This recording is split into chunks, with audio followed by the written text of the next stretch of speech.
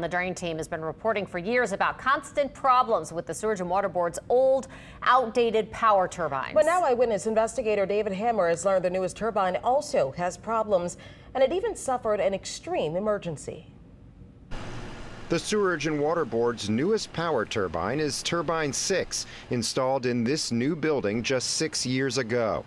And just this year, the agency built brand new switchgear to make T6 more powerful to help run half the city's water and drainage pumps. So it was a little disconcerting last week when Water Board watchdog Matt McBride noticed references to an emergency with T6 back in February. One of them just referred to a T6 incident with no further explanation, so I decided to find out what that was. McBride filed a public records request and got this declaration of extreme emergency. It says on February 23rd, there was an electrical fire in the switchgear, and the fire department was called.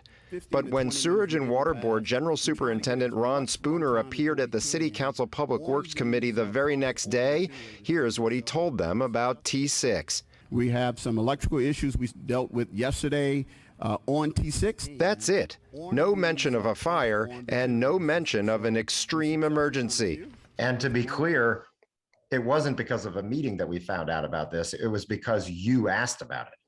That's correct. City Councilman Joe Giarrusso says with all the turbine explosions and failures in recent years, Sewage and Water Board will never regain the public's trust with this lack of candor. People are going to be consistently skeptical of the power and the pumps. And so even if there isn't an issue ultimately, just telling people about it lets them know what's going on and then the pathway for getting that fixed.